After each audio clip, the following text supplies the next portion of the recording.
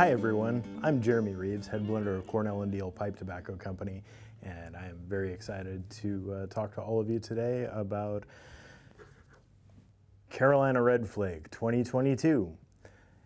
Carolina Red Flake, as many of you know, is easily the flagship of our small batch lineup.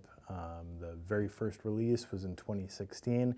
The circumstances under which that tobacco came to be were that I was smoking through a panel of tobacco to try and find a production Red Virginia, and one of the grades that was sent to me, roughly 10 or 12 in the sample, was absolutely delicious, absolutely exquisite, but wasn't quite the flavor profile that we were looking for our standard Red Virginia offering. I knew it was distinctive and unique and had to do something with it, and Carolina Red Flake was what ended up being that product. The L2DH 2015 grade served as Carolina Red Flake for 3 releases, and then I was able to source a small quantity of a different grade from 2018 that very, very closely mirrored a lot of the flavor profile that the original Carolina Red Flake grade had to offer. In particular, a really deep rye bread note that was always distinctive to me.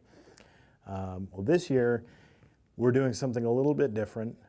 This is the last of the TA20 grade tips from 2020. We've used them now in Carolina Red Flake with Perique. They featured prominently in Anthology, and the very last of what we had to offer from that particular crop year and grade has been used to produce Carolina Red Flake 2022.